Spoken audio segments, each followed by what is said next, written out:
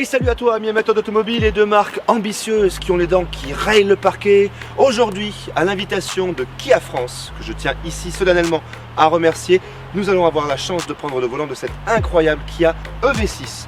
Cousine technique de la Hyundai Ioniq 5 que nous avons essayé l'année dernière. Il me tardait vraiment d'en prendre le volant, histoire de voir en quoi elle s'en distinguait, tant les parties pris esthétiques sont différents.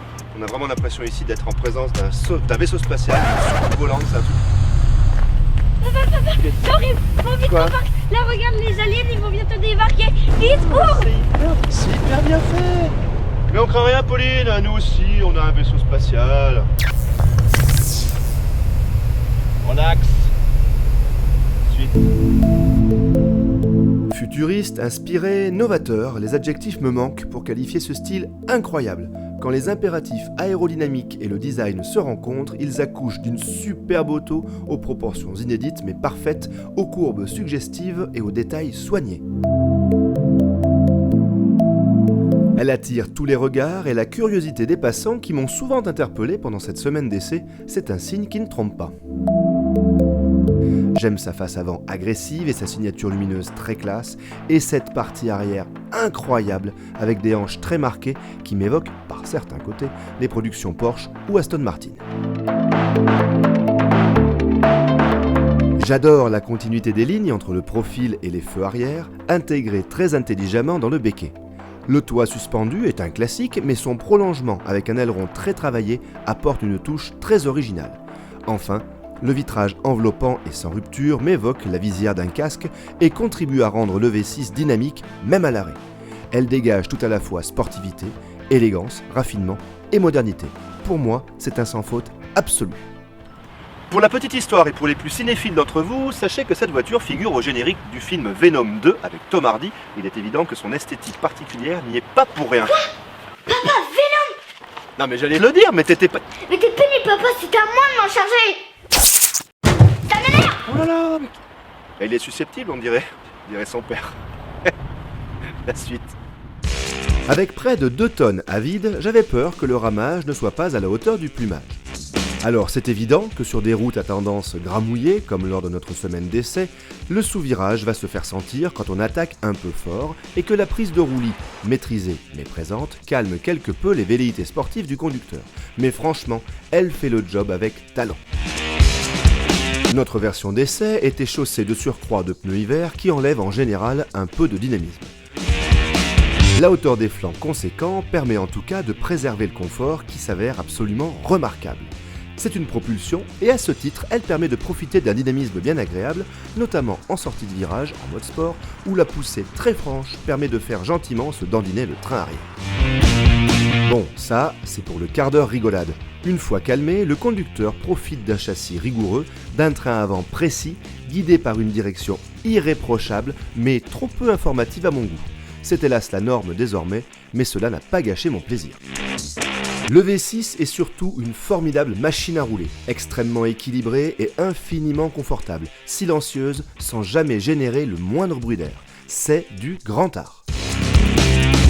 La position de conduite et le confort des sièges contribuent au grand confort général, même s'il manque un peu de maintien en conduite sportive. Le freinage est sans histoire, parfaitement calibré et complété par les palettes au volant qui permettent de gérer la régénération selon 3 positions plus ou moins marquées. Ce système, déjà expérimenté par votre serviteur sur la Ioniq 5, est selon moi tout simplement le meilleur du marché. Il est doublé d'une e-pédale qui permet de se passer totalement de la pédale de frein. Côté moteur, les 229 chevaux sont bien présents en mode normal et plus encore en mode sport, tandis que le mode éco est celui qu'on utilisera le plus au quotidien pour préserver l'autonomie. Il est à souligner qu'il y a moins de pertes d'autonomie entre les différents modes de conduite sur cette V6 que sur certaines concurrentes allemandes plus prestigieuses sur le papier, preuve d'une sacrée maîtrise technique. Un mot sur les aides à la conduite, toutes présentes sur notre version d'essai, notamment l'affichage tête haute à réalité augmentée, juste génial, tout comme l'assistance active à la conduite qui gère toute seule les dépassements sur autoroute, c'est bluffant. Pour le reste, j'apprécie toujours autant l'affichage des angles morts, sauf par mauvais temps où l'on voit assez mal ce qu'affichent les caméras, et la super gestion de toutes ces aides qui, je vous le rappelle, ne se substituent pas à votre vigilance. Un seul petit grief, le maintien actif dans la voie occasionne une sensation de léger rebond entre les lignes au sol. Cela fait penduler le volant et c'est franchement désagréable pour le conducteur qui le tient. En tout cas, croyez-moi, toutes ces aides sont bien utiles, notamment dans l'angoissante circulation parisienne, pour éviter les accidents ou les maladresses. Allez, une conclusion ? Sur la route, cette V6 est une vraie réussite.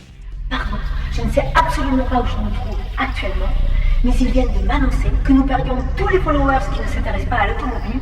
C'est pourquoi ils m'ont dit qu'il fallait à tout prix que nous retrouvions l'instant la voiture avec Augustin. Je ne sais pas qui ils sont, mais ils aiment vraiment beaucoup le blog. Tout de suite, retrouvez l'instant pas voiture, mais un peu quand même, avec Augustin. Aujourd'hui, comment vérifier correctement la pression de ces pneumatiques ? Il vous faut un compresseur comme celui-ci et surtout il faut faire très attention.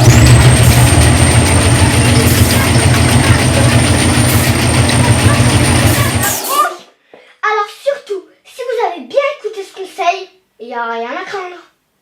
C'était l'instant pas voiture, avec Augustin. Merci. À bord, c'est là aussi très futuriste et esthétique. Les deux grands écrans en mettent plein la vue avec leur graphisme moderne et soigné. L'ergonomie est plutôt intuitive et c'est heureux tant les menus et sous-menus sont nombreux. Même les sièges ont un dessin original avec des appuis-têtes intégrant un cintre. L'ensemble me fait penser à la tête d'un personnage de Star Wars. Mais regardez. Alors, la finition est d'un très bon niveau, jouant une partition totalement différente de ce que proposent les concurrentes premium, avec une ambiance à nul autre pareil. Les plastiques sont essentiellement rigides ou pelliculés, mais sont très flatteurs à l'œil et parfaitement assemblés. Ils sont pour certains issus de plastique recyclé. La planète vous dit merci. L'espace disponible est royal pour 5, les passagers arrière disposant même de sièges chauffants. Dommage par contre que les vitres arrière ne soient pas séquentielles, mais je pinaille.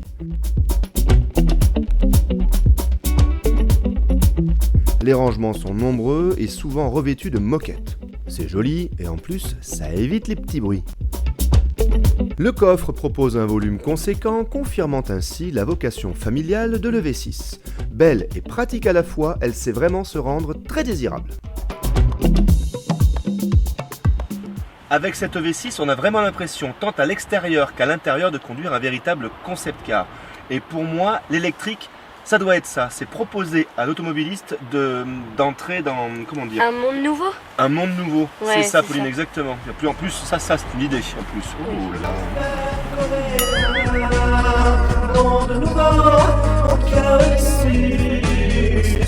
Sacré savoir-faire coréen.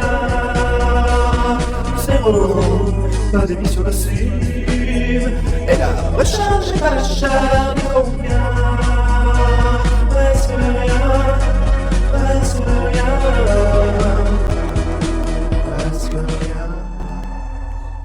Près de 56 000 € hors option pour cette version haut de gamme, c'est une somme, mais l'équipement est presque exhaustif, les options se limitant à la peinture métallisée ou mate, à une pompe à chaleur, à un pack incluant les jantes de 20 pouces et le toit ouvrant, et enfin le système avancé d'aide à la conduite mentionné tout à l'heure. La version milieu de gamme, Air Design, dispose déjà de tout le nécessaire et permet d'économiser près de 4 000 €. Mais parlons recharge et autonomie car c'est évidemment un point crucial. Comptez environ 400 km d'autonomie effective et sans doute davantage en été avec des conditions météo plus clémentes. Mais franchement, ce n'est pas là l'essentiel selon moi, contrairement au temps de charge. Et là, le V6 joue sa carte majeure. Elle accepte en effet les charges ultra rapides compatibles 800 volts dont seule dispose la Hyundai Ioniq 5 évidemment, mais surtout la Porsche Taycan ou l'Audi e-tron GT qui évolue dans d'autres sphères tarifaires. Autant dire que quand ce type de borne sera plus répandu, elle disposera, et pour longtemps, d'un atout maître pour raccourcir les temps de charge sur longs trajets. Durant ma semaine d'essai, j'ai pu expérimenter toutes sortes de bornes et faire ainsi varier grandement mes temps de charge. Dans le meilleur des cas, une borne Ionity m'a permis de passer de 33% à 97% de charge en 30 minutes seulement. Un conseil, privilégiez des charges plus courtes et plus fréquentes, jusqu'à 80% maximum, les 20% restants étant plus longs à aller chercher. A noter que Kia propose un abonnement Ionity à 29 centimes la minute au lieu de 79 centimes, ce qui fait quand même sacrément baisser la note. Même si, bien sûr, on préférerait tous pouvoir recharger sa voiture comme ça. C'est quand même trop classe. Un dernier mot pour vous dire que le V6 gère très bien la recherche des bornes de recharge, même si Tesla garde une petite longueur d'avance en la matière. En tout cas, avec un peu de pratique, voir votre batterie se vider n'occasionnera pas de stress particulier et ça, franchement, croyez-moi, j'étais loin d'en être persuadé. Et voilà, cet essai est maintenant terminé, je suis conquis, j'adore cette V6, elle raconte quelque chose, on éprouve des émotions en la regardant, en la conduisant bien sûr. Bref, si l'avenir doit être électrique, qu'il s'inspire de ce que Kia propose avec cette V6, elle est géniale. Je vous laisse, j'ai un peu de route, il faut que je la ramène à Paris, merci encore à Kia France. Restons un peu dans la science-fiction. Allez voiture, direction Paris. Oh, génial! La force est avec moi! Roule! C'est génial!